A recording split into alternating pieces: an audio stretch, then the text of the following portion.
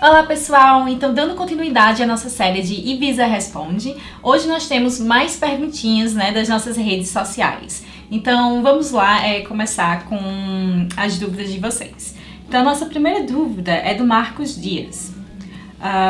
Oi Ibiza, vocês uma vez falaram que para a comprovação de experiência de trabalho é requisito ter algo como carteira assinada, prolabore, imposto de renda, etc. Eu trabalho há anos e por alguns motivos não possuo carteira assinada e nenhum tipo de documento do tipo que comprove pagamento. Não sou declarante de imposto de renda por não me enquadrar no perfil exigido. Uma carta do meu empregador devidamente autenticada seria o suficiente para a comprovação de experiência de trabalho para o processo imigratório via Express Entry? Para a categoria do Express Entry, a categoria do Federal Skilled Worker, a maneira que nós temos para comprovar uma experiência de trabalho em que você era um empregado é através da carta de referência. Então, normalmente, se a carta estiver certinha, tiver com todos os requisitos certinhos, do jeito que o governo canadense tem a expectativa, a carta em si seria suficiente. Então seria algo adicional juntar o prolabore, o imposto de renda. Normalmente nós não fazemos isso. A carta de referência normalmente é o suficiente. No entanto, se a tua experiência de trabalho é como autônomo, foi como autônomo, então sim, nós vamos ter que fazer um caso um pouco mais forte, e nós então teremos que lançar o paycheck, as invoices, o imposto de renda, vamos ter mais cartas de suporte, para poder fazer a comprovação da experiência de trabalho. Então vai depender do tipo de experiência de trabalho que você tinha, se era como empregado ou se era como autônomo, tá bom? Próxima pergunta. Ângela Oliveira. Uma pessoa que já está no Canadá, como conseguir um visto de trabalho? Bem, Ângela, a maneira tradicional, a maneira mais popular, a maneira certinha de conseguir um visto de trabalho é através de um LMIA.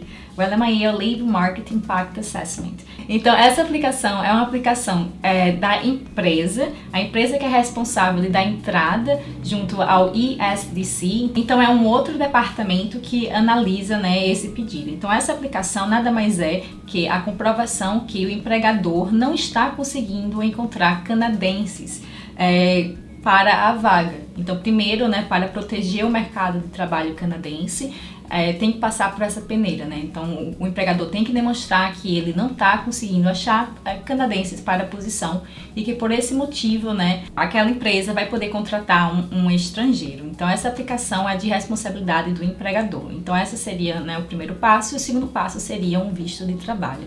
Então, essa é uma possibilidade de você estar aqui no Canadá, fazer contato com o empregador e verificar se essa seria uma possibilidade de aplicar para o teu visto de trabalho. Uma outra possibilidade de, já estando no Canadá, obter um visto de trabalho seria através de um programa provincial. Então, o programa provincial normalmente requer uma oferta de trabalho. E então, a gente para algumas províncias, nós já podemos aplicar para um processo de imigração e com a nomeação nós podemos ter um embasamento para pedir um visto de trabalho. Então, essa também é uma maneira bem popular que nós utilizamos muito aqui na província de BC. Com a nomeação pelo BCPNP, a própria província dá essa carta de suporte e nós podemos então pedir um visto de trabalho para o aplicante. Então a próxima pergunta é da Nath B. Salles. Ela pergunta se ter filho no Canadá ajuda a conseguir o PR. Então, vai depender do tipo de aplicação. Se for uma aplicação de Family Sponsorship, sim, pode ser que isso venha a ajudar. Se for uma aplicação de residência permanente, através do Express Entry, por exemplo, não teria efeito nenhum, você ter filhos no Canadá ou fora do Canadá, não teria implicância nenhuma. Se o teu namorado, ou teu noivo, ou teu marido, ele é canadense, então nós teríamos embasamento legal para fazer, quem sabe, uma aplicação de spouse sponsorship, porque na aplicação do Family Sponsorship a gente teria que comprovar que vocês estão numa relação genuína. Então seria uma forma de fortalecer ainda mais a aplicação. O filho em si mesmo não traz pontos, por exemplo, para o processo de imigração. Nós sabemos que o Canadá ele quer realmente atrair jovens, e jovens que têm a capacidade de ter filhos para aumentar a população do Canadá, porque a população é uma população muito pequena, Então, por mais que eles tenham esse interesse, eles não demonstram esse interesse através dos programas de imigração, infelizmente. Próxima pergunta, André Assis. Quem se formou em Direito tem alguma vantagem na questão da formação técnica? O título de bacharel em Direito no Express Entry equivale a um mestrado? Sim, então alguns cursos, né, eles são considerados, né, a nível profissional, que a pontuação para o Express Entry é equivalente à pontuação de um programa de mestrado. Então cursos como Direito, Medicina, a farmácia, veterinária, então todos esses cursos, né, eles foram selecionados como cursos a nível profissional, que você precisa, né, de um diploma para poder exercer. Então eles têm uma pequena vantagem, né, em detrimento de outros cursos, porque quando nós fazemos o processo de equivalência do seu diploma, ele vai poder sim ser equiparado, né, a um nível de mestrado, apesar de você só ter um bacharel. Então a próxima pergunta é a do Paulo Márcio. Parabéns pelo novo quadro, muito bom. Aproveito para fazer o seguinte questionamento. Quais são as responsabilidades do empregador caso o candidato obtenha o PR Visa através do Express Entry com a declaração de uma job offer concreta? O empregador pode não empregar o imigrante? Quais seriam as consequências, para essa companhia? Se o empregador fez uma declaração de job offer através do Express Entry, muito possivelmente foi através de um LMIA para ganhar aqueles 200 pontos, né? Caso seja NOC 0 ou 50 nos NOCs A ou B. As consequências seriam que o empregador teria que manter, né, sustentar aquela oferta de trabalho pelo período, né? Então, se ele prometeu, né, aquele salário, então aquele salário ele vai ter que ser cumprido, né? Aquela carga horária também, a questão das horas extras. Então, aquilo tudo que foi oferecido no contrato de trabalho, ele vai ter que permanecer durante, né, todo esse período. Então, assim, se ele fez a oferta de trabalho e falou que a data de expectativa de começo, né, do trabalho seja, por exemplo, em 3 meses, então o governo federal ele tem a expectativa, né, que realmente, né, aconteça que você seja empregado. Então não pode ser, né, uma oferta em que você não estaria empregado, por exemplo. Mas no caso do LMIA, né, quando a gente faz isso, na verdade você já está empregado, né? Você já tem um visto de trabalho, já tem um embasamento de um LMIA. Então essa meio que não seria, né, o grande ponto em questão nessa pergunta aqui. A próxima pergunta é da Leane Brunelli. Espero que tenha vários vídeos assim, muito bom. Posso enviar a pergunta por aqui? Sim. Minha dúvida é, eu tendo diploma de licenciatura somado ao meu diploma de especialização, conta pontos como bacharel no Express Entry? E minha outra dúvida é, após eu receber o PR ainda no Brasil, quanto tempo eu tenho para poder ir para o Canadá e não perder o meu PR?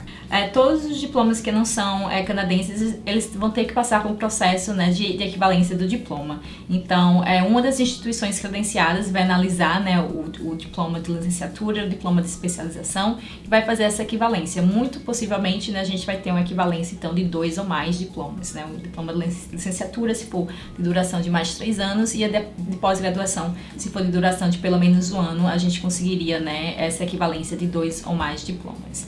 Então a segunda pergunta é sobre o tempo, né, que se tem para vir para o Canadá após receber o PR. Então o tempo do seu visto de residência permanente vai depender de 2 fatores. O primeiro fator é a validade do seu passaporte e o segundo fator seria o tempo da validade dos seus exames médicos. Então esses 2 fatores, né, o que vai determinar quanto tempo você tem para vir para o Canadá e fazer o seu landing. Então, normalmente eu diria pelo menos 6 meses, tá bom? Mas vai variar bastante no caso concreto. Próxima pergunta do Alex. Marilene, bom dia, parabéns pelo vídeo. Uma pequena dúvida, caso decida fazer o college e consiga um Study Work Permit e meu parceiro um Open Work Permit, ele tem que viajar comigo ou pode ir depois no segundo momento?